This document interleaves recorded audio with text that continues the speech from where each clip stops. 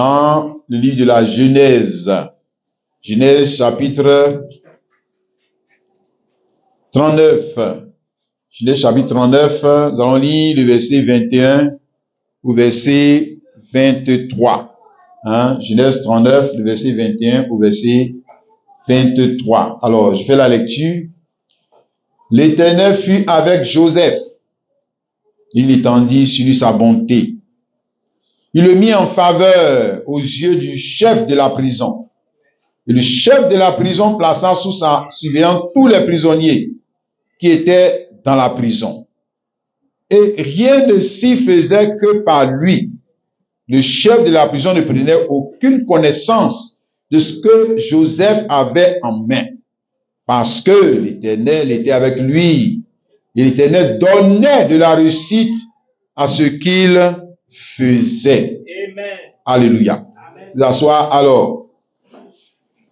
Mon sujet, c'est traitement de faveur pour vivre et sortir de la prison de la volonté de Dieu.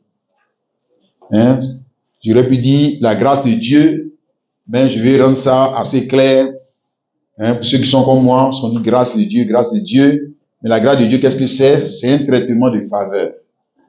Alors, nous allons parler donc du traitement de faveur pour vivre et sortir de la prison de la volonté de Dieu. Voilà. Et nous avons lu là le texte de l'Écriture, où il est relatif à la vie de Joseph. Nous allons prendre pour inspiration les 3 temps de la vie de Joseph en Égypte. Parce qu'il y a eu 3 temps bien distincts de sa vie en Égypte. Le premier temps, quand il était esclave. Le deuxième temps, quand il était en prison. Le troisième temps, quand il est sorti de la prison pour recevoir l'autorité du trône de Pharaon. Pas du trône de Dieu, mais du trône de Pharaon. Alléluia. Or, pour la plupart de ceux qui parlent de la vie de Joseph en général, pour eux, Joseph, c'est quand il est sorti de prison pour arriver au trône de Pharaon, pour avoir l'autorité du trône de Pharaon. Pour eux, c'est à ce moment-là que ils ont, pour eux, ils pensent que c'est à ce moment-là que Dieu était avec lui. Voilà. Pour eux, évidemment, quelqu'un qui sort de la prison, voyez-vous, la prison, ça c'est le très plus bas niveau de vie d'un pays. Voilà. Et puis maintenant qu'il arrive au trône de Ouattara, tu comprends, non? Voilà, ça c'est le plus haut niveau de vie de la Côte d'Ivoire. Évidemment, tout homme, on va dire qui a un peu d'intelligence, va dire que non, le gars là, Dieu avec lui. Voilà, ça c'est sûr, c'est ce que tu vas dire, non, le gars là, Dieu avec lui. Voilà, donc, pour toi, parce qu'il est quitté de la prison, pour arriver maintenant au trône de Ouattara, tu dis que Dieu est avec lui. Mais et quand il était en prison? Quand il était en prison, Dieu n'était pas avec lui. Voilà, donc, nous allons voir en fait que la vie de Joseph, où on va dire la faveur de Dieu, voilà, pour Joseph, mais laisse-moi dire ça comme ça, le traitement de faveur de Dieu pour Joseph n'a pas commencé quand il est arrivé au niveau du trône. Ailleurs, c'est ce qu'il est dit ici dans Genèse 39, on dit, on fit descendre Joseph en Égypte et Potiphar, officier de Pharaon, chef des gardes, égyptien, l'acheta des Ismaélites qu'il y avait fait descendre. Et ensuite, tu vois, non, l'Éternel fut avec lui. Et la prospérité l'accompagna. Il habitait dans la maison de son maître, l'Égyptien. Alléluia. Amen. Première chose qu'on voit, c'est que c'était ce Joseph, l'Éternel était avec lui, pas seulement quand il arrive au trône, mais l'Éternel est avec lui quand il a été réduit à l'esclavage. C'est-à-dire que quand on l'a envoyé au marché des esclaves pour l'acheter, et Potiphar l'a acheté et il l'a emmené dans sa maison.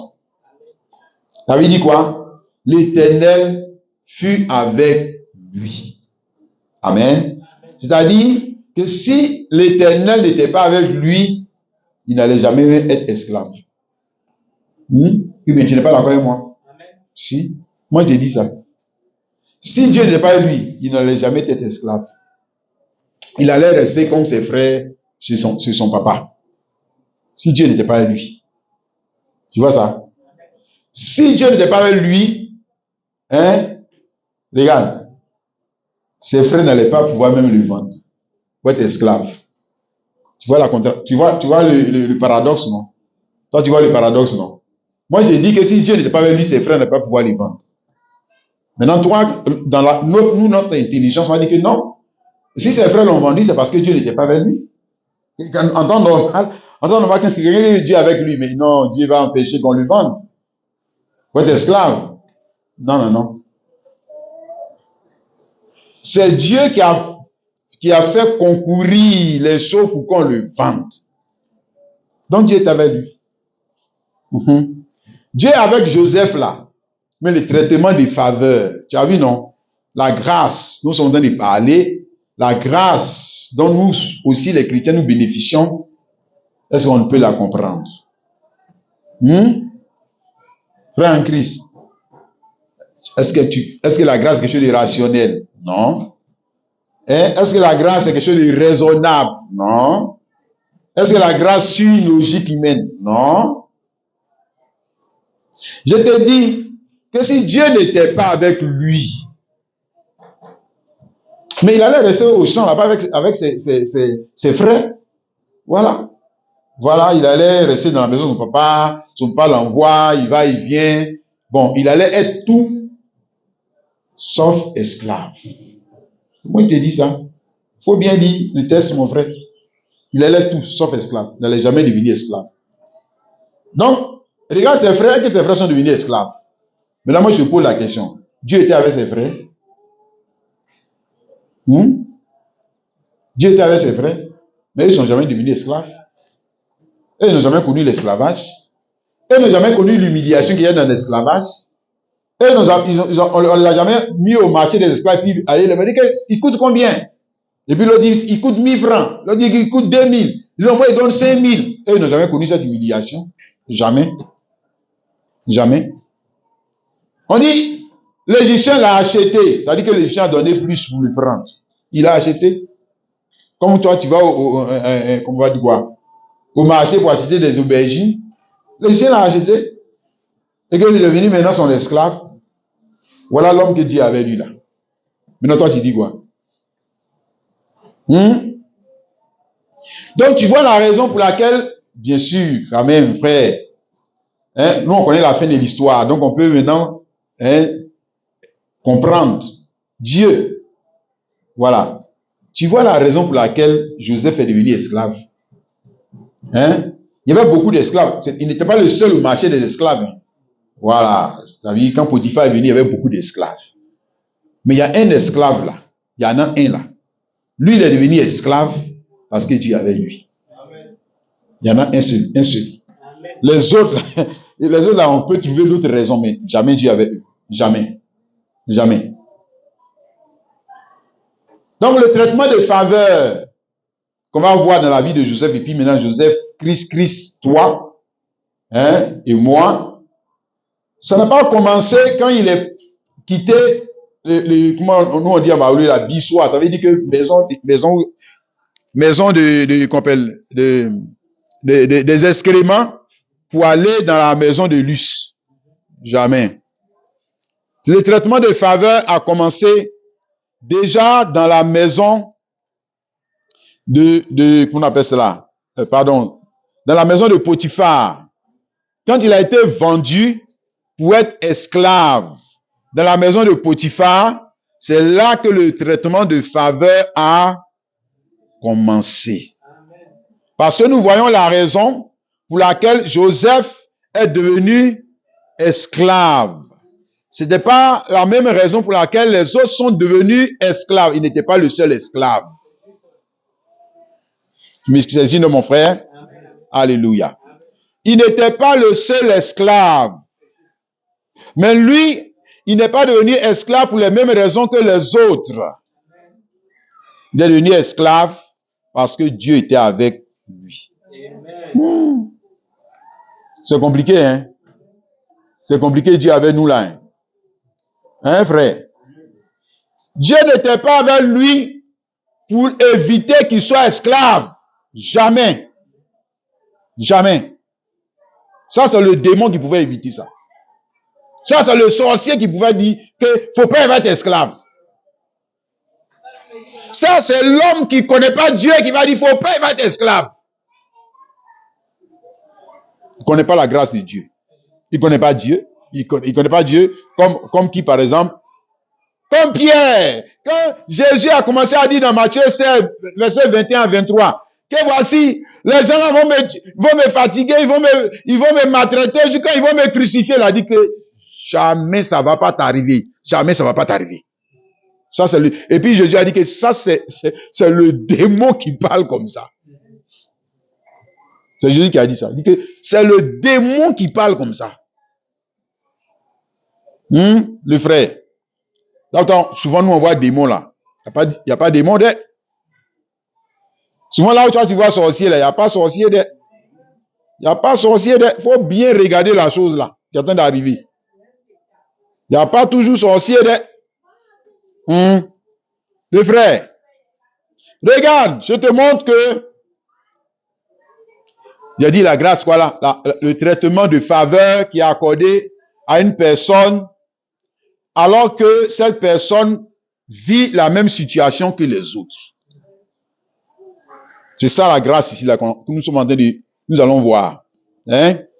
Voilà. Traitement de faveur accordé à une personne, alors que la personne là, elle n'est pas la seule à vivre la situation. Elle n'est pas la seule. Elle n'est pas la seule. Ils sont beaucoup à vivre la situation, mais cette personne, on lui accorde un traitement de faveur. Alléluia. On nous dit ici que Joseph, quand il était esclave, il n'était pas un esclave comme qui? Jamais. Jamais de la vie. Tu vois, non? Genèse 39, le verset 3 à 4, on dit que son maître vit que l'Éternel était avec lui et que l'Éternel faisait prospérer en ses mains tout ce qu'il entreprenait. Joseph trouva grâce aux yeux de son maître, qu'il employa à son service, l'établit sur sa maison et lui confia tout ce qu'il possédait. C'est ça la grâce. Traitement de faveur accordé à une personne alors qu'on est tous dans la même galère, lui devient leur patron. Aïe. C'est ça? Tu vois, non? Il n'est pas le seul à connaître cette situation, mais il est le seul à connaître le traitement de faveur. Il est le seul. Hein, mon frère? Puisque la Bible nous dit ici que l'Éternel a fait en sorte qu'il puisse trouver grâce aux yeux de son maître. En temps normal, le gars, il lui t'a payé avec son argent. Frère, pour venir tu ne veux pas bien le servir, il te chicote. En temps normal. C'est comme ça le traitement. Qu'on réserve à un esclave qu'on a payé avec son argent. Mais lui, esclave, celui-là, au contraire, on lui remet tous les biens. Et puis on lui dit qu'il faut me gérer. J'aime mes biens. C'est ça. Tu vois, non, mon frère, ma soeur? Le traitement de faveur qui est accordé à Joseph. Ce matin, ma prière que ce traitement de faveur te soit accordé. Amen. Alléluia. Amen. Mais je ne sais pas, peut-être ta condition est peut-être comme ressemble à celle d'esclave, mais Dieu va te donner un traitement de faveur. Amen. Alléluia. Vous voyez, la Bible nous dit ici que après l'étape de l'esclavage, Joseph va se retrouver en prison. On lit ça ici dans Genèse 39, le verset 19 à 20. Dit, après avoir entendu les paroles de sa femme, qui lui disait, voilà ce que m'a fait ton esclave, le maître de Joseph fut enflammé de colère. Il prit Joseph et le mit dans la prison. Dans le lieu où les prisonniers du roi étaient enfermés, il fut là en prison. Pourquoi on l'a mis en prison? Parce qu'il veut faire la volonté de Dieu. Il ne veut pas coucher avec la femme là. Hein? La femme l'a dit, il faut me coucher avec moi. Lui dit, non, moi je ne veux pas coucher avec toi parce que je crains qui? Dieu. N'est-ce pas? Donc, il veut faire la volonté de Dieu, n'est-ce pas? Il ne veut pas faire la volonté de la femme. Pour ne pas dire, il ne veut pas faire... La femme, c'est quoi? C'est l'église, non? Femme, là, c'est pas l'église. Voilà. Il ne veut pas faire la volonté de l'église. Il ne veut pas faire la volonté des fausses églises. Il veut faire la volonté de Dieu. Ah, si, mon frère. En ces temps de la fin, hein, c'est pas seulement les femmes naturelles qu'il faut fuir. Il y a les églises, mais il faut fuir. Vous voyez, on dit ici, Joseph a fui la femme là. Mon frère, c'est pas seulement les femmes avec les municipes qu'il faut fuir. C'est l'église maintenant qu'il faut fuir. Je te dis ça, mon frère. Si tu veux aller au ciel, il y a des églises là qu'il faut fuir. Non, sinon, tu ne vas pas arriver, mon frère. C'est pas possible. Amen et amen. Bien, maintenant, je vais te montrer ici que c'est Joseph, après avoir voulu faire la volonté de Dieu, hein, donc il se retrouve en prison. Hein? Tu vois ça, non? Parce que s'il avait voulu faire la volonté de la femme, il ne serait pas là en prison. Non, non, jamais de la vie. Regarde, s'il voulait faire ce que la femme a dit de faire là, il ne serait jamais allé en prison. Jamais, jamais. Tu as vu ça, non? Non, il n'aurait pas connu ce que nous on appelle en baoulé bissoir là. Jamais. Il n'aurait même pas senti l'odeur de caca de quelqu'un. Hein? Mais d'ailleurs, même elle allait le mettre, comment dire, encore plus à l'aise. Tu as vu ça, non, frère? Alléluia. Donc, le gars, il veut faire la volonté de Dieu et puis il se retrouve en prison. Tu comprends? Ah ouais? Frère, c'est pas toujours la volonté de Dieu va t'emmener au palais. Non, non, ça c'est pas vrai. Ce n'est pas toujours quand tu vas faire la volonté de Dieu et puis tu vas rentrer au palais. Jamais. Il y a des fois, tu fais la volonté de Dieu puis on te met en prison. Et puis toi, tu appelles ça comment? Malédiction bien grâce. Toi, tu appelles ça comment? Que c'est la malédiction, le ciel est tombé sur ma tête, ou bien, oh, gloire à Dieu. Gloire à Dieu. Gloire à Dieu de ce que je suis en train de souffrir parce que je suis en train de faire la volonté de Dieu. Ou bien tu te plains. Que Dieu, mais pourquoi tu me fais ça? Après que j'ai fait ta volonté, pourquoi maintenant tu permets comme... Parce que là, Dieu n'a pas bloqué, Dieu n'a pas confondu la femme, on a mis le gars en prison. Et Dieu n'a rien fait pour empêcher qu'on le mette en prison. Tu vois, non? Alors que c'est sa volonté qu'on a voulu faire. Hein? Le frère chrétien, c'est la même chose comme Shadrach, Meshach, Abednego sont retrouvés dans la fournaise ardente.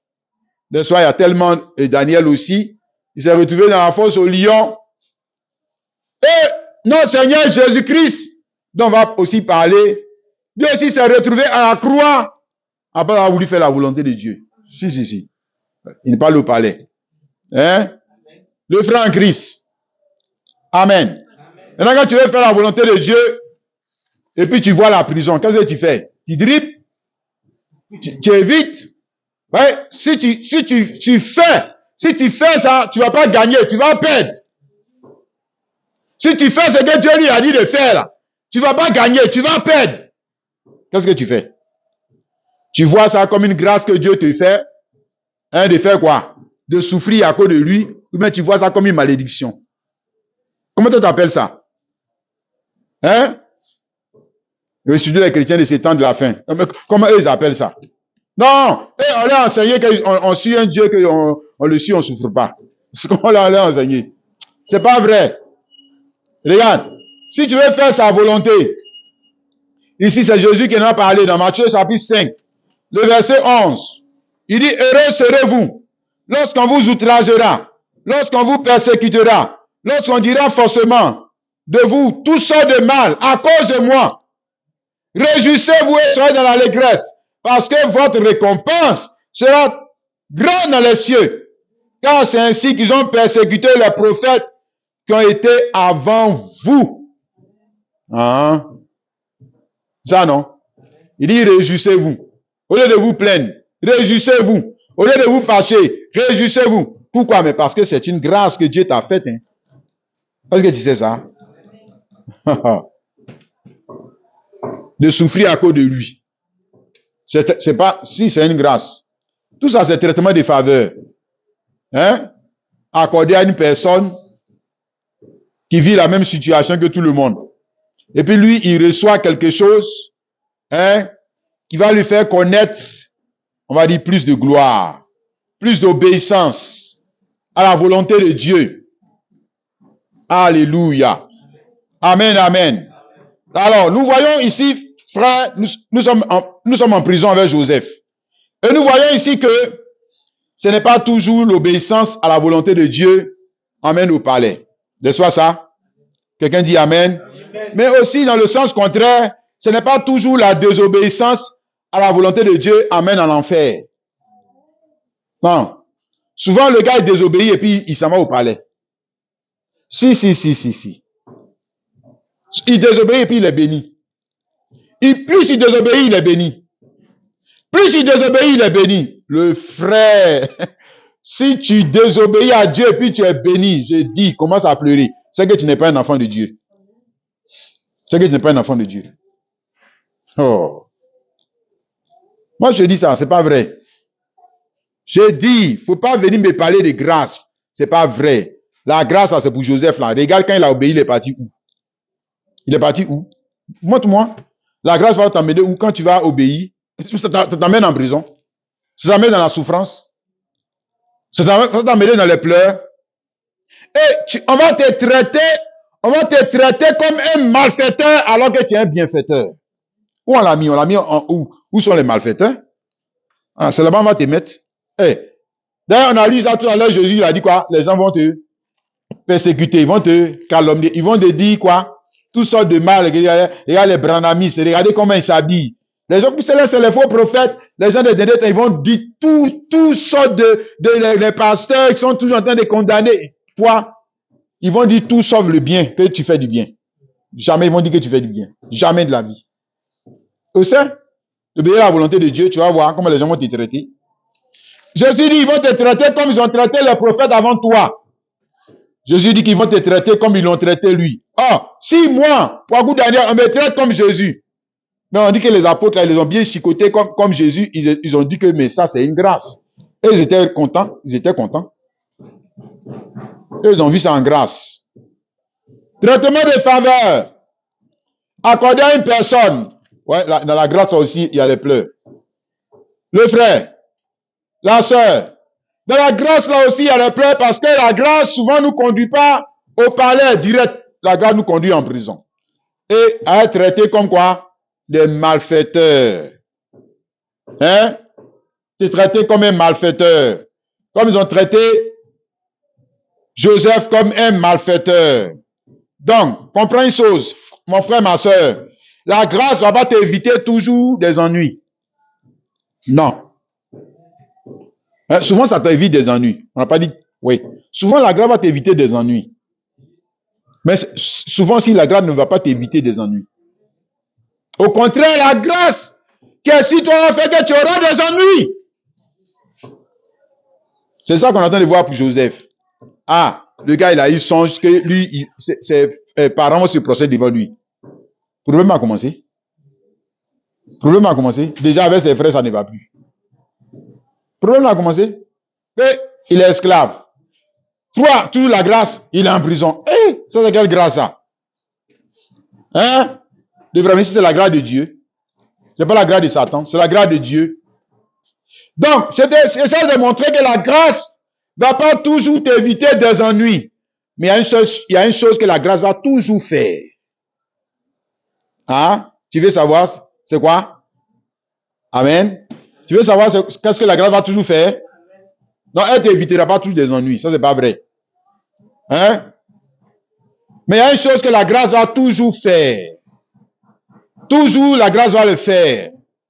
C'est-à-dire, traitement de faveur accordé à une personne alors qu'elle subit les mêmes situations que les autres. C'est-à-dire que dans la situation où la grâce va t'emmener là, la grâce va prendre soin de toi. Amen. Ça, c'est obligé. Ça, c'est la grâce. Donc, dans la situation dans laquelle la grâce va te conduire là, la grâce elle-même là, va prendre soin de toi. Oh, alléluia. Alléluia. Oh, c'est merveilleux la grâce de Dieu, n'est-ce pas, frères et sœurs? Regarde, frère, D'abord, Joseph, esclave. Frère, esclave, c'est pas facile. Bon, on va dire quoi? Nos parents qui ont été esclaves, ils sont plus là pour nous rendre témoignage. Mais nous-mêmes, nous savons que c'est pas facile. C'est pas une vie facile. Hey! Deux, il se retrouve en prison. Vie de prison encore, c'est facile? Non. C'est pas facile. N'est-ce pas? Non. Alléluia. N'est-ce pas? Mais comme la grâce de Dieu avec lui, on arrive en prison et on voit encore le traitement de faveur qui l'accompagne. Hein, le frère? On a lu ça tout à l'heure, je vais encore relire. Pour toi, Genèse 39, le verset 21 à 22. Il a dit que l'Éternel fit avec Joseph. Et il étendit sur lui sa bonté. Il le mit en faveur aux yeux du chef de la prison. Et le chef de la prison plaça sous sa surveillance tous les prisonniers qui étaient dans la prison. Et rien ne s'y faisait que par lui. Amen. Alléluia. Ouais, la grâce est une chose merveilleuse. De ça, mon frère, ma soeur, nous on ne veut pas le commandement. On ne veut pas 10 commandements. Nous on veut la grâce. Amen. Moi je ne veux pas 10 commandements, 20 commandements, 30 commandements, je ne veux pas. Moi je veux la grâce. Dieu, pardon, donne-moi la grâce. Donne-moi la grâce pour vivre dans ce monde pécheur. Si. Parce que sans la grâce, le frère, traitement de faveur accordé à un homme qui vit dans une situation difficile, mon gars, tu vas mourir dans cette prison. Ça, c'est clair. N'est-ce pas? Regardez un peu ici la vie de Joseph. Il est en prison. Et en prison, du coup, la grâce de Dieu va le mettre en faveur. Hein, aux yeux du chef de la prison. Et nous voyons que le traitement qui est accordé à Joseph, encore en prison, est un traitement, on va dire, exceptionnel. Traitement exceptionnel. En temps normal, quelqu'un qui rentre en prison, accusé de viol, et puis il a violé qui? Hey, il a violé qui? Le chef, la femme du chef d'état-major. Le frère, toi tu te mets en prison après avoir essayé de violer la femme du chef d'état-major de Côte d'Ivoire. Bon, ça, je ne sais pas qui va te sauver en prison là-bas. Moi, je ne sais pas. Non, moi, je ne sais pas. Qui va t'aider en prison là-bas? Hein? Le frère. Le chef de... faut regarder, on dit chef de garde. Potiphar, chef de garde. C'est un militaire. Et puis, c'est sa femme que tu es allé... Il se retrouve en prison accusé de viol. Et pourtant, regarde le traitement qui lui est accordé. Le traitement qui lui est accordé. C'est un traitement spécial. Oh, alléluia. Ce n'est pas un traitement qui est normalement doit le maltraiter. Tu vois, non? Normalement, on doit le traiter comme un prisonnier. Il a dit ici que la grâce de Dieu va faire qu'il aura un traitement exceptionnel. Dans cette prison, il n'est pas le seul prisonnier. Tu comprends? Non. Alléluia. Les autres prisonniers, ils sont rentrés dans la prison après avoir fait quoi? Violer la loi. Lui, il est rentré dans la prison après avoir obéi à la loi. Mais il se retrouve dans la même galère quand même. Voilà, pas parce qu'il a obéi, il est dans la même galère. Frère. Hein? Les moustiques qui piquent les autres dans le pic aussi. Les mauvaises odeurs là, ils respirent aussi. Ok? Donc, il est dans le même milieu, le même environnement que les autres prisonniers. Mais il y a quelque chose qui change. Alléluia. Qu'est-ce qui change? Ce n'est pas parce qu'il connaît le régisseur. C'est quelque chose qui change. Ce n'est pas parce qu'il connaît le président de la République. Il y a quelque chose qui change. Il y a quelque chose qui change. Ce qui change, c'est que Dieu, c'est pas parce que lui connaît Dieu. Non, encore, laisse-moi te dire ça. Mais c'est parce que Dieu le connaît. Alléluia. Donc on peut connaître Dieu, puis Dieu ne nous connaît pas. Dieu le connaît. Dieu lui a accordé sa grâce pour vivre dans cette prison où c'est un endroit où la vie est dure, rude. Mais lui peut vivre dans cette prison et être plus à l'aise, même que des gens qui sont dehors. Regarde, frère. On dit c'est lui qui est devenu le nouveau régisseur de la prison. Et que le régisseur de la prison, il ne cherchait même pas à savoir ce que Joseph prenait. C'est-à-dire l'argent qu'on prend pour gérer la prison là. C'est entre les mains de Joseph. Un prisonnier.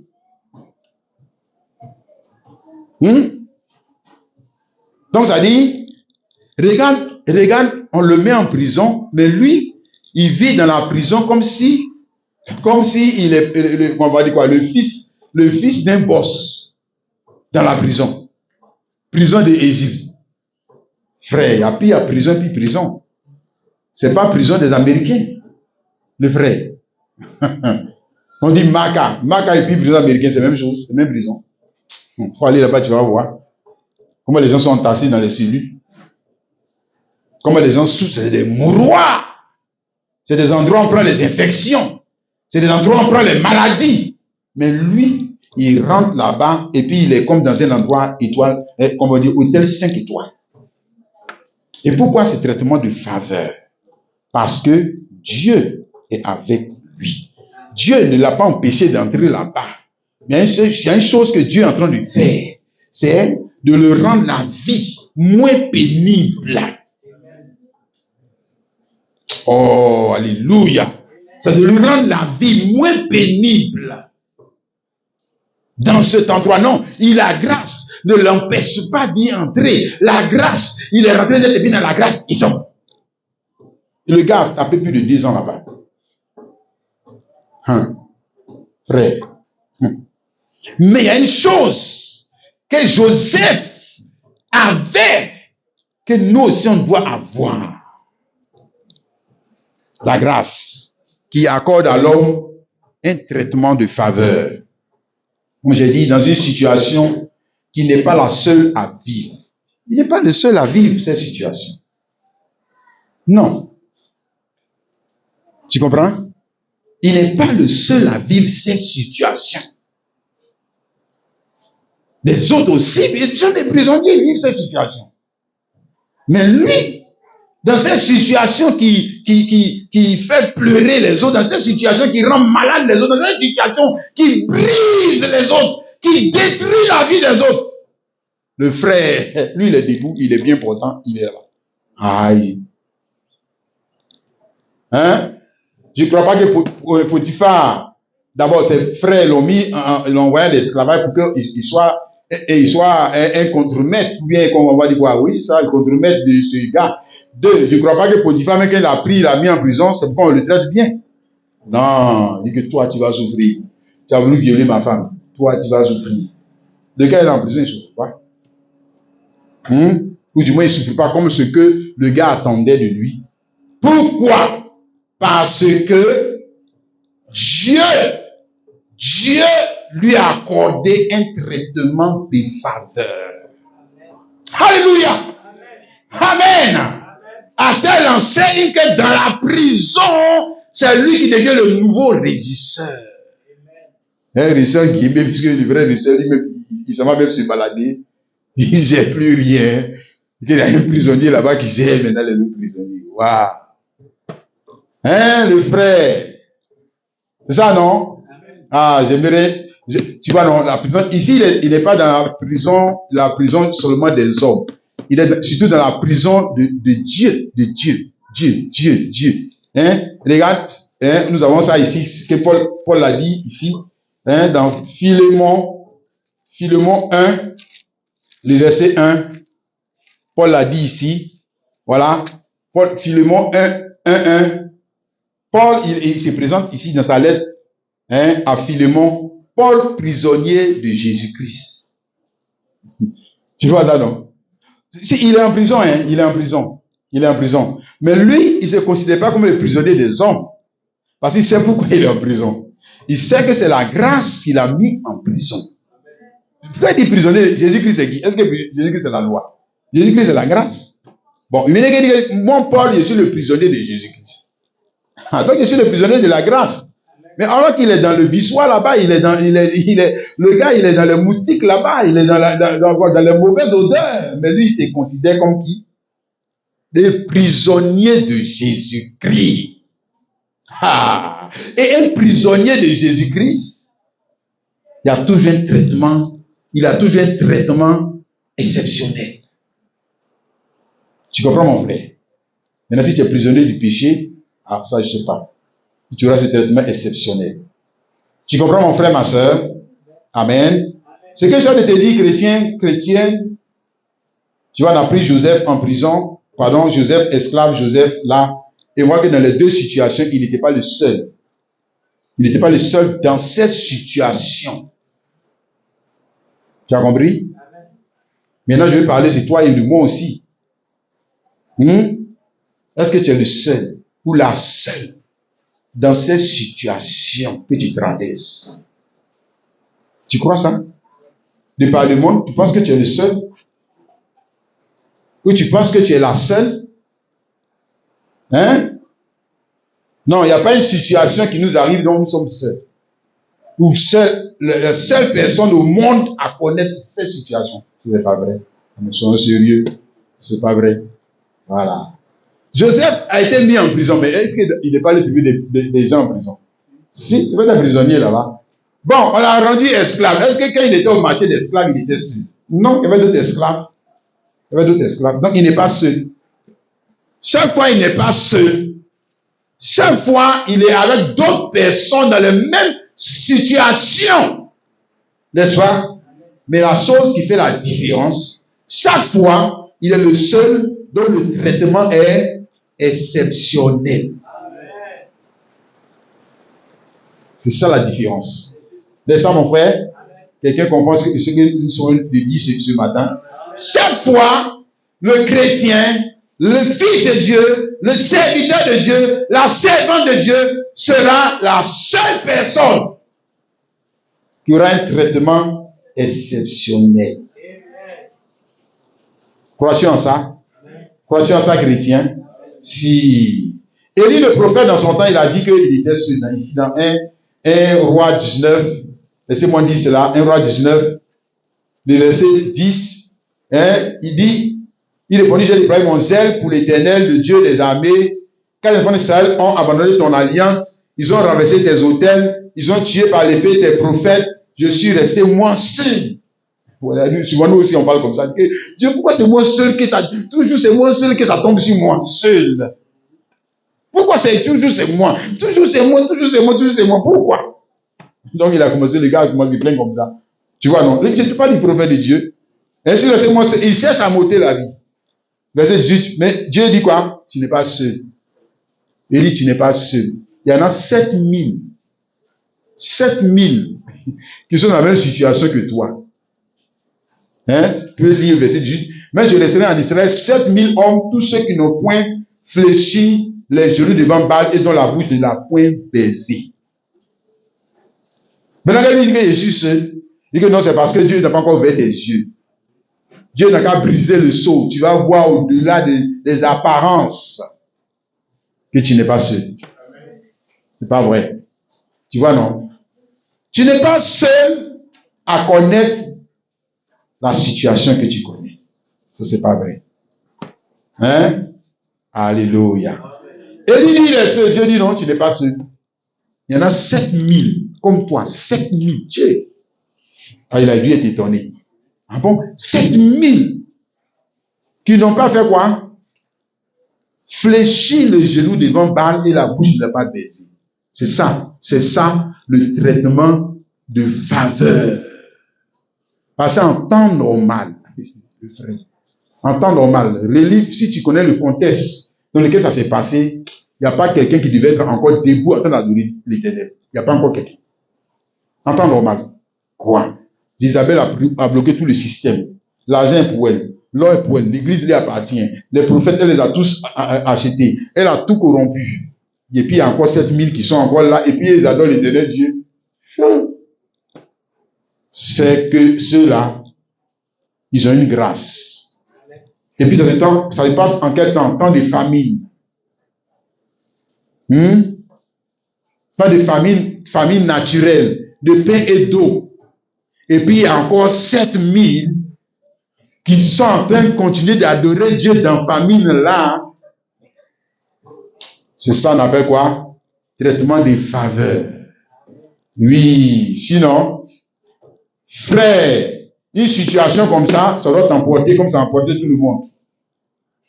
Si, tu dois aller fléchir genoux devant Baal là-bas. Mais ils n'ont pas fléchi devant Baal. Pourquoi? Parce que le Dieu qui a amené, on va dire quoi, la famine, qui a laissé tout ça arriver, a aussi accordé sa grâce.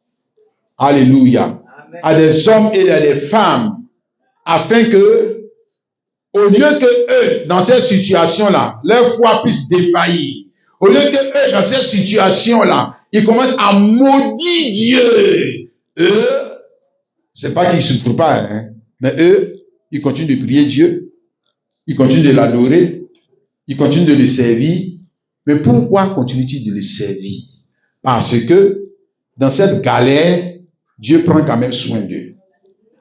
Alléluia. Nous avons l'exemple dans 1 Roi 17, le verset 9 à 10. Je n'ai pas du temps de lire. 1 Roi 17, le verset 9 à 10. Et la veuve de Sarepta. Dieu ici par là, il dit, lève-toi, va à Sarepta, qui appartient à Sidon. Demeure là. Voici, j'ai ordonné à une veuve, à une femme veuve, de te nourrir. Il se leva, il à Sarepta. Comme il arrivait à l'entrée de la ville, voici, il y avait une femme veuve qui ramassait du bois. Il appelait, il dit, va me chercher, je te prie, un peu d'eau dans un vase afin que je boive. On va aller vite. Le verset 15 à 16. Et elle alla et elle fit selon la parole d'Élie, et pendant longtemps, elle eut de quoi manger, elle et sa famille aussi qu'Élie. La farine qui était dans le pot ne manqua point. Et lui qui était dans la cruche ne diminua point, selon la parole que l'Éternel avait prononcée par Élie sur cette veuve. Oh, alléluia. Tu as vu, non? Voilà, il y a famine, il n'y a pas à manger. Mais il y en a d'autres qui ont mangé. Il y a famine, les bœufs, le bétail meurt. Il y a famine, les gens meurent de faim et de soif. Mais Élie et la veuve, eux, ils ont à manger. La Bible dit, ils ont eu à manger jusqu'à ce que l'Éternel fasse venir la nourriture sur la terre. Amen. Qu'est-ce que c'est, mon frère, ma soeur? La grâce. Alléluia. Parce que la farine n'a jamais diminué. L'huile qui était dans le pot n'a jamais aussi diminué. C'est-à-dire, on utilise seulement. On utilise seulement ça y là. On utilise seulement ça y là. La farine aussi, on utilise seulement ça y là. Frère, est-ce qu'ils sont les seuls à connaître la famine? Non. Mais pourquoi ils sont les seuls à manger? Ce que j'essaie de te montrer, c'est que peu importe ce qui peut arriver, à ce monde, disons même ce monde, à ce pays, Dieu va toujours accorder quoi? Un traitement de faveur. À qui? Mais à ses enfants. Amen. Alléluia. Amen. Regarde, comme pour Élie et cette veuve, nous avons la même situation avec Joseph. Et nous devons avoir la même situation aussi avec le chrétien. Avec le chrétien. Ça, j'ai dit, est-ce que la situation que tu vis, est-ce que tu es la seule à connaître cette situation? Mais maintenant que tu es dans cette situation, je dis, rentre en toi-même. Comment se fait-il que tu es encore vivant? Comment? Comment se fait-il que dans cette situation qui fait que d'autres même laissent en fait de Dieu là, laissent.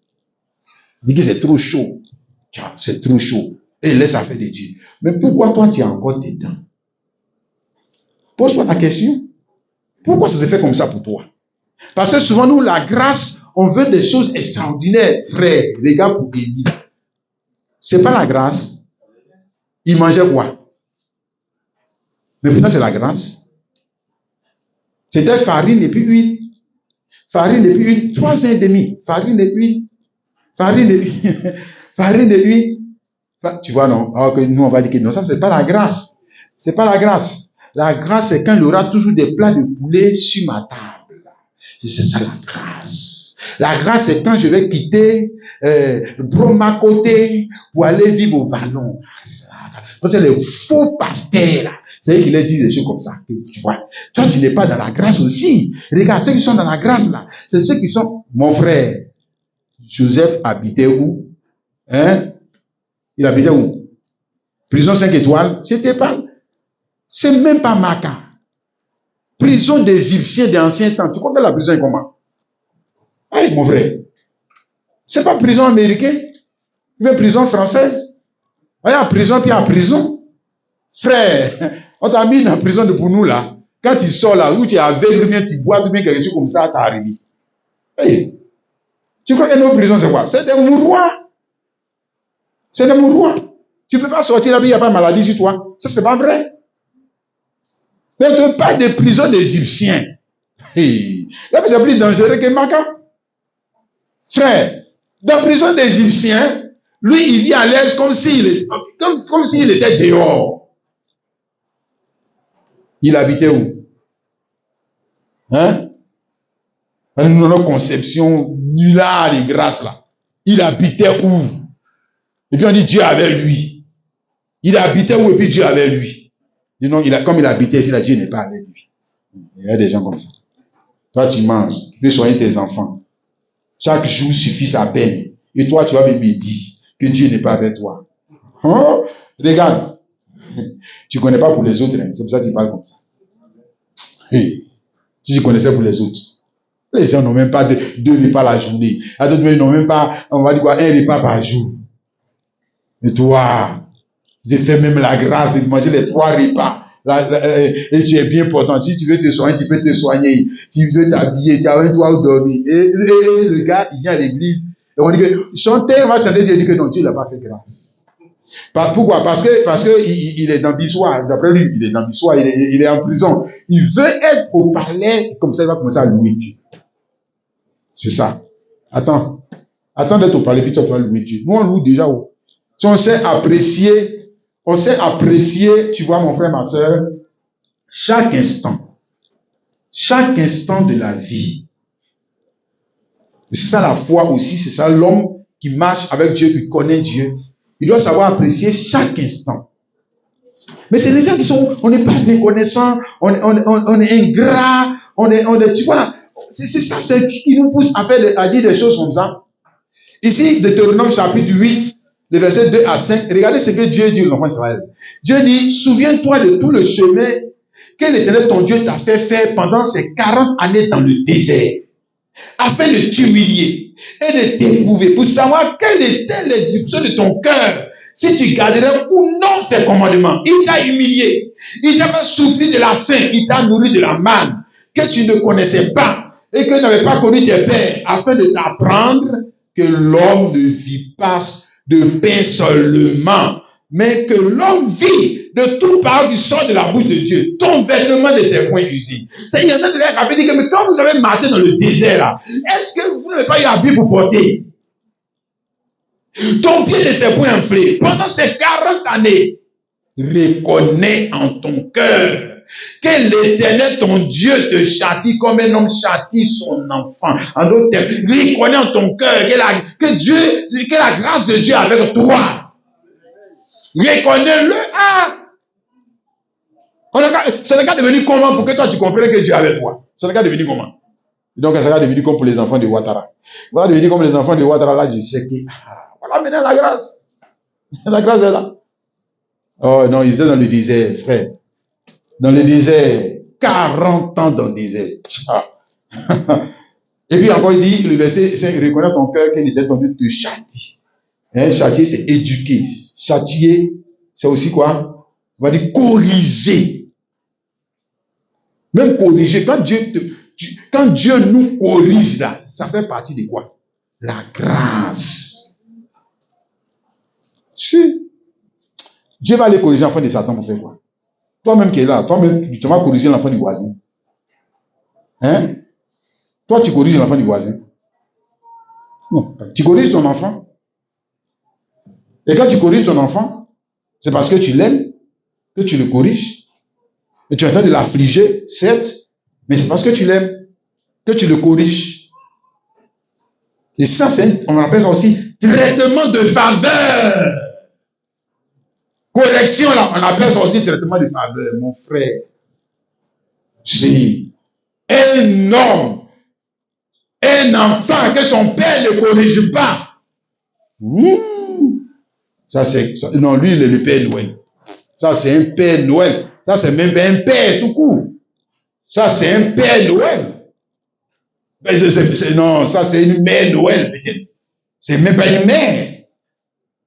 Quand tu vois ton enfant en train de mal agir, tu n'y parles pas. Tu n'y parles pas. Non, toi, tu es le Père Noël. Bon père. Tu es un faux père. Un vrai père, il va le corriger. Ça fait partie de quoi? Traitement. Le traitement. C'est la grâce à son traitement. Tu comprends? Donc la grâce que Dieu nous a faite d'être ses enfants aura aussi son traitement. Alléluia. Le dimanche dernier, j'avais dit que quand Dieu fait la grâce à un homme, cette grâce est toujours accompagnée de commandements. Si? C'est accompagné de commandements, d'exigences. Les autres vont faire ce qu'ils veulent, mais toi qui la grâce de faire, essaie de faire. Essaie. Tu vas voir ce qui va t'arriver. C'est ça aussi le traitement des faveurs. La grâce m'a été faite. Si je pêche, je continue de pécher. Tu as vu? Dieu ne dit rien. Dieu ne dit rien, ça veut dire qu'il m'aime. Mon frère, commence à pleurer. Dieu ne t'aime pas. Il fait quoi avec toi-même? Il ne te voit même pas. Oh. Mais toi, tu ne mets pas dans son plan. Tu ne mets pas dans son plan. Parce que si tu es dans son plan, il dit on va à gauche, toi tu vas aller à droite. Le frère, tu vas venir à gauche. Toi, mais tu vas voir dedans. Oh, demande à Jonas. Hein? Demande à Jonas, il va te dire. Il dit, allons à gauche. Et toi, l'homme, tu vas dire, moi, je vais aller à droite. Essaye. Tu vas revenir à gauche. Toi, mais tu vas voir dedans. Mais ça, on appelle quoi? La grâce. Traitement de faveur. Accordé à une personne alors qu'elle vit dans le même environnement, elle vit les mêmes situations que les autres. Mais elle va recevoir un traitement spécial. Un traitement qui va la distinguer des autres personnes comme Joseph. Alléluia. Tu vois ça, mon frère? Amen. Et les gars, tu as vu, Joseph, à aucun moment n'a prié pour aller en prison. D'abord, à aucun moment il a prié, parce que ça, tu vois, c'est des choses qui nous dépassent. La grâce, c'est quelque chose qui nous dépasse. Dans on dit, il faut prier. Il faut prier pour que Dieu te fasse grâce. Toi, tu ne vas pas prier que Dieu, faut me mettre en prison. Non, quand même. Pas prier, on ne prie pas comme ça. Un homme intelligent, il ne prie pas comme ça. Tu vas prier que Dieu, il faut faire que la prison ne me gagne jamais. Dieu, il faut faire que je ne sois jamais esclave. Dieu, il faut faire que les choses comme ça n'arrivent pas. Dieu, il faut faire que ceci n'arrive pas. C'est comme ça nous on prie. C'est comme ça on prie. Aïe, les frères. Qui va prier que Dieu, je connais ta grâce. Il faut faire qu'on me mette en prison. Dieu, il faut faire que le malheur arrive. Dieu, il faut faire que... Non. Prie pas comme ça. Hein? Nous, on prie intellectuellement. Voilà. Mais Dieu, lui, il a sa logique. Le frère. C'est pour ça qu'on parle, c'est lui qui va te faire grâce. Parce que comme tu ne connais pas là, lui va te faire grâce. Amen. Comme tu ne connais pas son chemin là. Tu ne connais pas sa logique. Tu ne connais pas son raisonnement. Tu ne connais pas sa grâce. Lui-même là, il dit, hé mon petit, je vais te faire grâce. Et puis quand il te fait grâce pour Joseph, maintenant, tu deviens esclave. Tu vois, non? Tu vois où tu t'en vas? Dès que tu deviens maintenant prisonnier, tu dis non. Affaire de Dieu. Est-ce que nous autres, on est le droit chemin? Si. C'est si droit chemin. C'est droit chemin là même que tu es dessus comme ça. C'est chemin de grâce, mais tu es dessus. Alléluia. Regardons ici, Genèse 41. Nous allons parler de Lécanson. Lécanson qui a rendu témoignage de la grâce de Dieu qui était sur Joseph et par le moyen duquel Joseph est sorti. Ici, dans Genèse 41, le verset 9 à 13, il a dit, alors le chef des Lécansons prit la parole et dit à Pharaon, je vais rappeler aujourd'hui le souvenir de ma faute. Pharaon s'était irrité contre ses serviteurs et il m'avait fait mettre en prison dans la maison du chef des gardes. Moi et le chef des panétiers, nous eûmes l'un et l'autre un songe dans une même nuit. Et chacun de nous reçut une explication en rapport avec le son qu'il avait eu. Il y avait là avec nous un jeune hébreu, esclave du chef des gardes. Nous lui racontâmes nos songes et il nous les expliqua. Les choses sont arrivées selon l'explication que nous avait donnée. Pharaon me rétablit de ma charge et fit pendre le chef des panétiers. Donc, c'est Lécanson qui est en train de raconter lui son expérience où?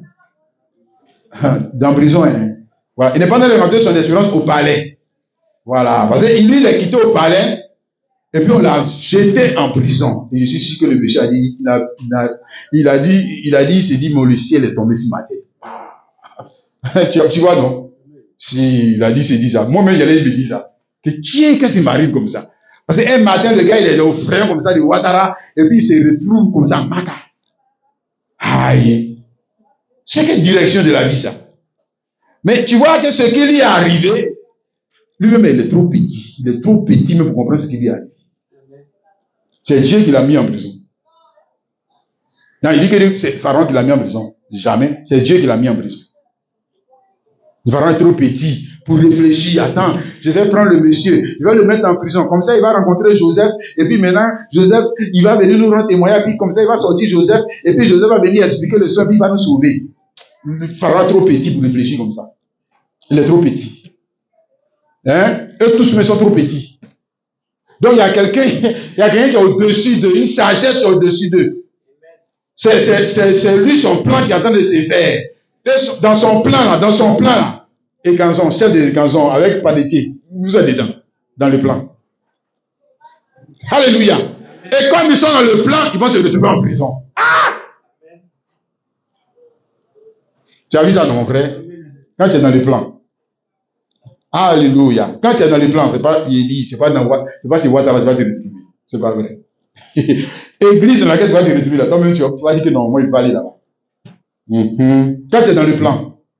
Parce que où est-ce que le chef des Écansons a rencontré la grâce?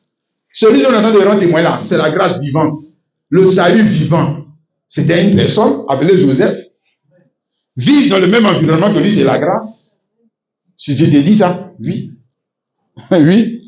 Donc quand il rentre en prison, la grâce est en prison. Il devient esclave dans la maison de Potiphar. La grâce est dans la maison de Potiphar. Partout où il va, la grâce est là-bas. Regarde mon frère. Je n'ai pas dit partout où quand Joseph est allé chez Potiphar et maintenant c'est la grâce de Potiphar qui a été sur Joseph. Jamais. Jamais. Et quand on l'a mis en prison, c'est la grâce, la bonté du régisseur qui a été sur. Comment ça? Faut bien relire. Regarde. Quand Joseph entre chez Potiphar, il a tout. Il vient de se payer l'esclave. La grâce est rentrée dans sa maison. Ouais. C'est ça, non? Dis Amen. Non, c'est vrai. Regarde. La grâce avait des personnes que toi-même tu ne peux même pas imaginer. Le gars, la servante, ou bien le boy, ou bien le gars. Toi, tu vois loin, tu le cherches, tu cherches la grâce loin, non? C'est esclave. Grâce avait un esclave. Là, tu vas penser quoi? Hein?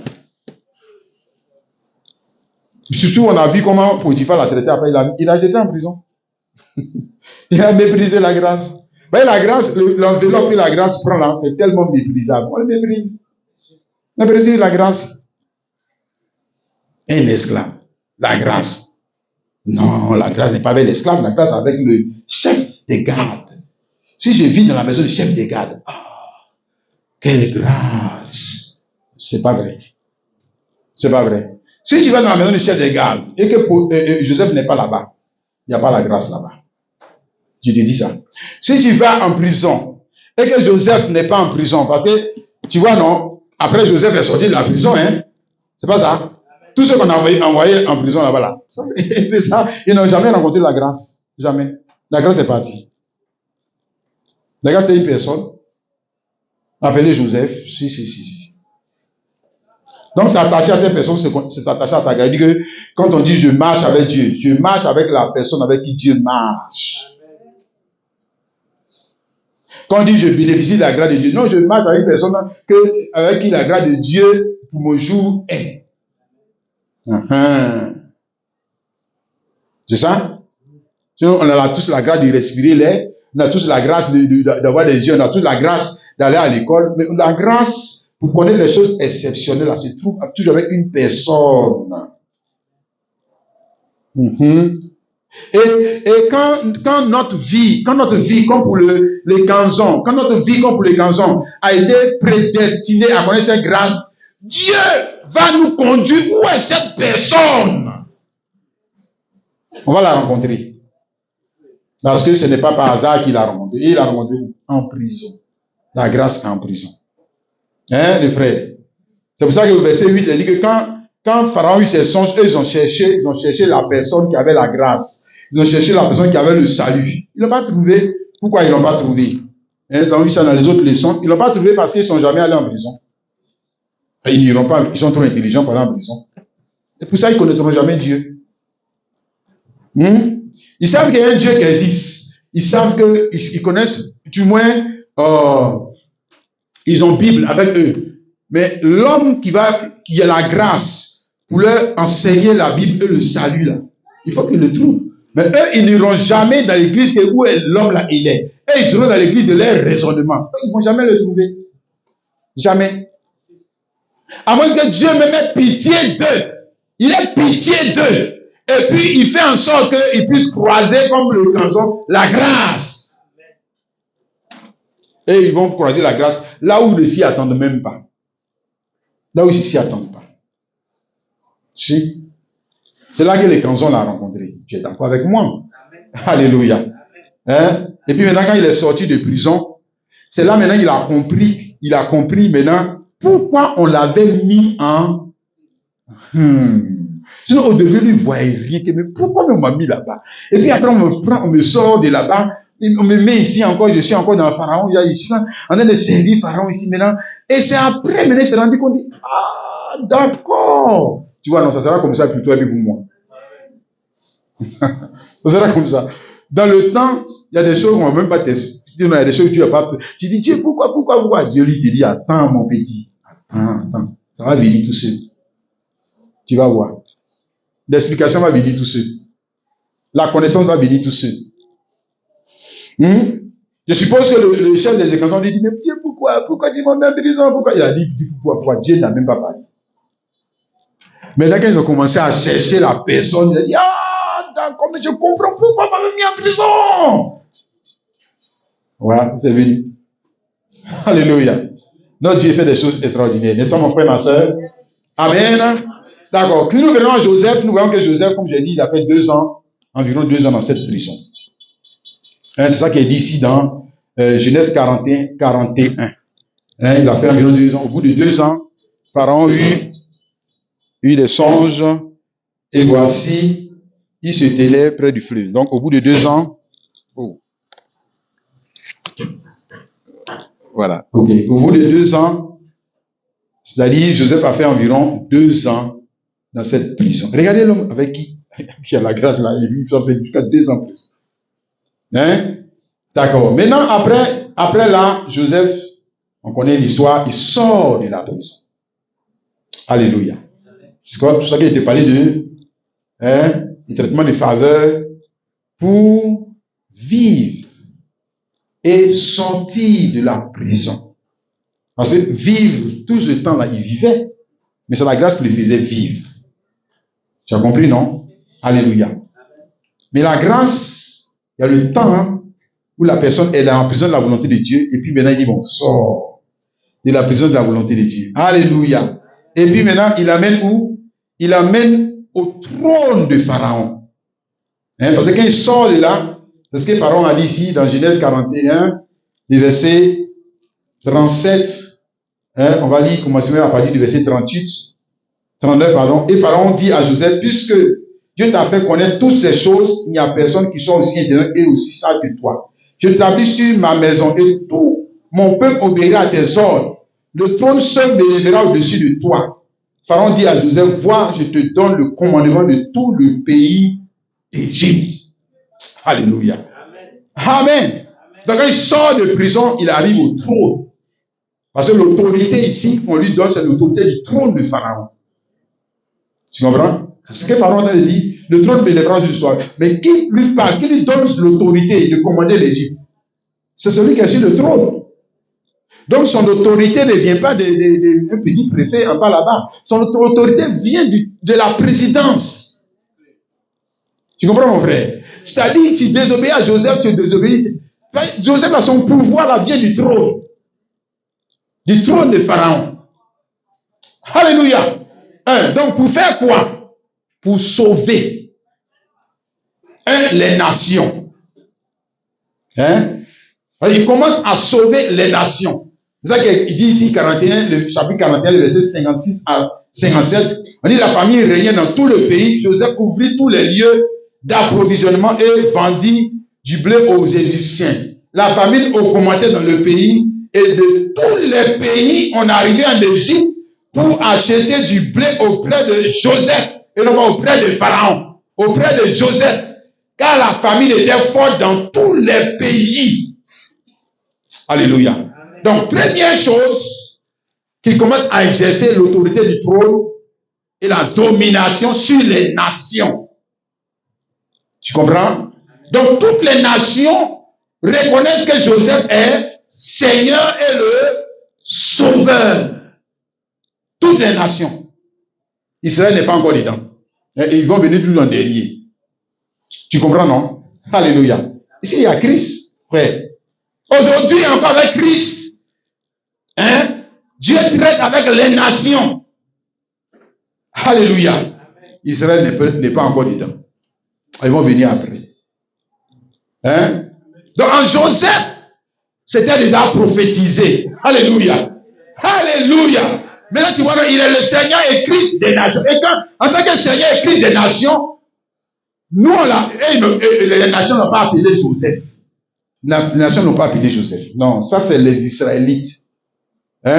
Qu'après, dans Genèse 45, là, ils vont l'appeler Joseph. Les nations regardent le verset 45. Il dit que, 45, le chapitre 41. Pharaon appela Joseph du nom de Sadnat-Padnéa. C'est pas ça? Hein? Voilà, donc voilà son nom. Et nous, on ne connaît pas Yeshua, Mashiach, tout ça. Nous, on connaît Jésus-Christ. Tu comprends? Voilà. L'histoire des Juifs, là, nous, on n'est pas dedans. Notre Joseph à nous, là, c'est que nous, on connaît, là, c'est Jésus-Christ. Un anglais dit Jesus Christ. Et puis, il répond, frère. Ici, là, on dit Sadnat Padnéa. Et puis, il répond. Alors qu'il s'appelle Joseph. Il répond. Tu vois, non? Si les types sont là, mon frère, ma soeur, tu peux comprendre. C'est ici, Genèse 45.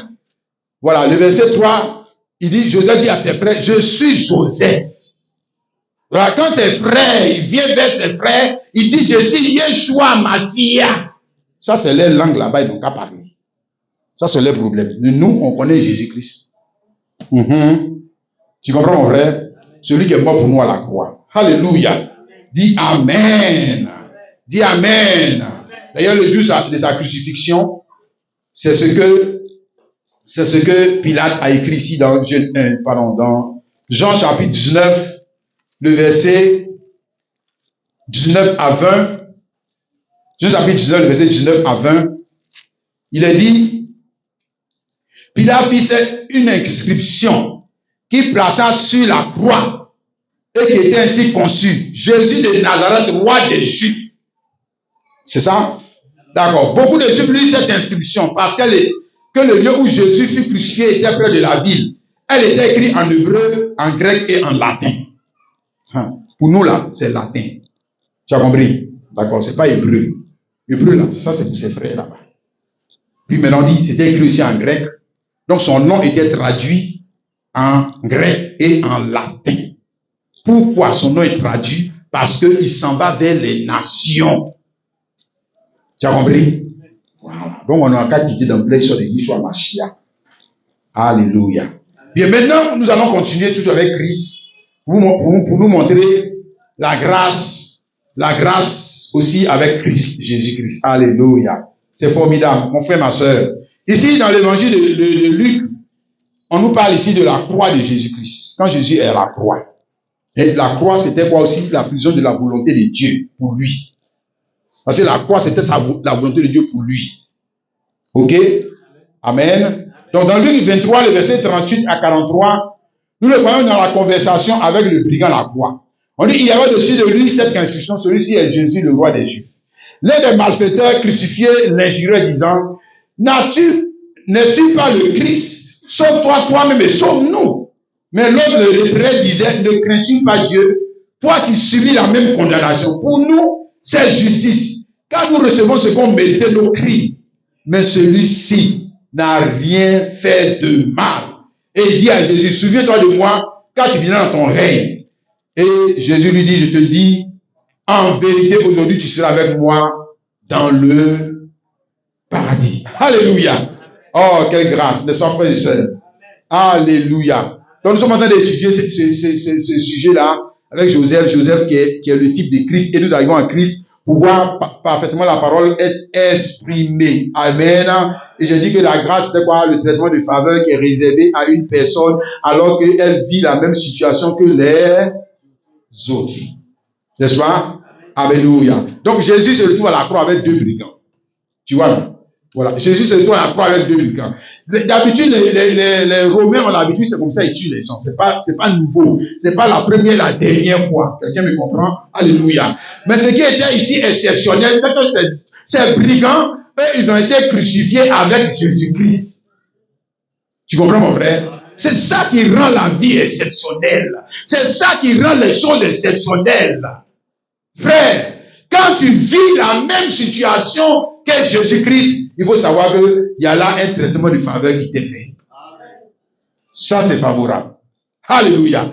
Bien, maintenant, la Bible nous parle ici de ce brigand qui a reconnu, bon, l'autre n'a pas reconnu la grâce. Ça, ce sera toujours comme ça. Il n'a pas reconnu la grâce. Que c'était une grâce pour lui d'être crucifié avec Jésus-Christ. Et c'est bien dommage. Que les personnes qui sont si près de la grâce ne peuvent pas reconnaître la grâce. Souvent, il fréquente une église dans laquelle il y a la grâce. Mais lui, il n'aura pas la grâce. Parce que lui, il ne reconnaît pas la grâce. Il fréquente un pasteur qui a la grâce. Mais lui ne recevra pas la grâce. Et c'est bien dommage. Toi, tu te retrouves à la croix avec le Messie. La grâce et le salut. Et tu meurs sans avoir obtenu la grâce. C'est que tu es d'être maudit. C'est que toi, tu es maudit. C'est pas croyable. Le brigand qui a reconnu la grâce, regarde ce qu'il dit. Pour nous, c'est justice. Car nous recevons ce qu'on méritait nos crimes. Hein? Mais celui-ci n'a rien fait de mal. Hein? Il n'est jamais allé à l'église. Hein? Regardez, il n'est jamais allé à l'église. Hein? Voilà. Mais quand la grâce est présentée à lui, il a fait le discernement, il a vu que ce gars-là, qui est en train de... Pourtant, il est dans la même situation que... Voilà. C'est pas que Jésus souffre moins qu'eux. Jésus est en train de souffrir. Et lui dit, le gars-là, il n'a rien fait. Hein? Mais nous, on mérite ce qui nous arrive. Ça, c'est la première chose. Première vérité qu'il dit. Nous, souvent, on mérite ce qui nous arrive. Hein? Tu vois, mon frère? Oui, il y a des fois où on souffre injustement. Mais il y a des fois aussi où ce qui nous arrive là, on mérite ça. Si. Allez, amen. Regarde, lui dit, ce qui m'est arrivé, ce qui nous arrive, toi le brigand, ce qui nous arrive, est-ce que c'est pas juste? C'est juste. N'est-ce pas, frère? Mais il y a une chose qui est extraordinaire. N'est-ce pas, frère, ma soeur? Même quand l'enfant de Dieu mérite ce qui lui arrive. Oh, c'est formidable. Alléluia. Même quand il mérite ce qui lui arrive, la grâce est là. Si seulement il peut la reconnaître. Même quand il mérite. Si seulement il peut la reconnaître. Tu vois, il dit, je mérite ce qui m'arrive. Alléluia. Mais la grâce est venue quand même. La grâce lui a été accordée quand même. Tu vois, dans le cas de Jean, on dit que non, il ne méritait pas ce qui lui arrive. D'accord, mais lui, il mérite ce qui lui arrive.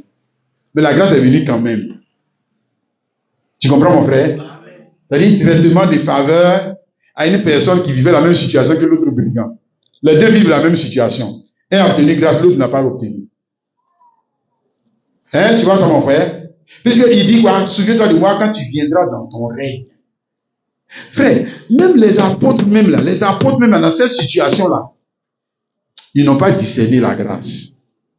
Un brigand, bandit, malfaiteur, c'est lui qui est en train de prêcher l'évangile correctement. Les apôtres ont marché 3 ans avec Jésus. Quand c'est arrivé ici, là, ils ont tous fui. Voilà un bandit qui a la croix. Il ne va pas dans l'église. Il a regardé la situation et dit non. Le gars là, il y a quelque chose qui est avec lui. Alléluia. Souviens-toi de moi quand tu viendras dans ton règne. Souviens-toi de moi, Seigneur Jésus, quand tu vas venir dans ton... Donc lui croit que le gars va venir. Lui croit. Les disciples ne croient pas. Ils ne croient pas. Lui croit que le gars va venir dans son règne, un brigand. Regarde, le premier à rentrer au paradis, le voici. Hein, est-ce que tu sais ça? Si le premier à rentrer par le moyen du sang de Jésus. Si Jésus dit, je te le dis, en vérité, aujourd'hui, tu seras avec moi dans le paradis. Voilà. Qui est rentré le premier au paradis? C'est pas un théologien. Non. C'est pas un homme de bien. Non. C'est un homme pécheur chronique. Frère, pécheur, quand tu le vois, mais tu dis, allez, regardez votre argent. C'est lui qui est le premier rentré. Et pourquoi c'est lui qui est le premier rentré? Parce que il n'a pas méprisé la grâce. Alors même que la grâce, je me demande bien si c'est mon concours dernier, j'aurais reconnu la grâce. Voilà. Il est fort. Hein? Et toi, est-ce que tu l'aurais reconnu? Comme étant la grâce, dans ces circonstances-là. Quelqu'un qui est en train de galérer comme toi, il ne peut pas se sauver lui-même. Tu aurais appelé ça la grâce? L'autre brigand dit quoi? Il dit que tu n'as pas dit que tu es Christ. Tu te sauves toi-même, tu nous sauves, et puis on retourne encore braquer les gens. Voilà. C'est comme ça. Il a méprisé la grâce. Non, lui, il dit que le gars est du Christ, c'est pas vrai. Mais l'autre brigand, quand il a regardé, alors qu'ils étaient tous dans la même situation, il a, oh mon Dieu, il a commencé à réfléchir comme Dieu. Que Dieu nous donne l'intelligence, les frères et sœurs. Il a commencé à réfléchir comme Dieu. Et il a vu que cet homme qui était en train de souffrir, c'était quoi? La manifestation de la grâce de Dieu, qui pouvait le faire rentrer au paradis. Amen. Et la Bible dit, là, il a commencé maintenant à dire quoi? Souviens-toi de moi quand tu viendras dans ton règne. Seigneur, souviens-toi de moi. Quand tu vas venir dans ton règne, dans douleur là, il peut prier comme ça. Si. Amen. Frère, que Dieu nous aide à comprendre ça. Alléluia. Beaucoup de choses à dire, mais je vais m'arrêter là. Que Dieu nous aide à comprendre cela. Amen. C'est cela, non? Alléluia. Dans cette prison où on est, frère, est-ce que tu peux reconnaître la grâce de Dieu? C'est ça que je veux surtout dire. Dans la prison où était le brigand, il a reconnu la grâce de Dieu. Et toi, dans la prison dans laquelle tu es, est-ce que tu peux reconnaître la grâce de Dieu? Hein? Est-ce que tu ne vas pas la mépriser? Est-ce que tu ne la méprises pas même peut-être même déjà? Hein? Est-ce que tu vois ça comme une grâce? Ou bien tu sais reconnaître la grâce. Quand tu analyses sa situation, tu dis, oh, quelle grâce qui m'a été faite, comme ce brigand, n'est-ce pas? Quand il a regardé, les gens, on les tue ici d'habitude, mais on ne les tue pas avec ce monsieur-là. Mais ça, c'est une grâce, moi, d'avoir ce monsieur-là comme compagnon de galère. Seigneur, s'il te plaît, souviens-toi de moi. Oh, ça, c'est la plus belle des prières que l'on puisse faire. Alléluia. Ça, c'est la révélation des frères et sœurs. Et nous voulons emmener l'Église à marcher dans la révélation, non pas par la vue. Frère, tu marches par la vue, tu vas mépriser la grâce. Tu marches par la raison, tu vas mépriser la grâce. Et ce sera bien dommage pour toi. Que le Saint-Esprit nous aide à comprendre ces choses. Alléluia. Nous allons chanter ce chant ensemble. Ce chant, le 244. Chaque instant et chaque jour qui passe, en Jésus,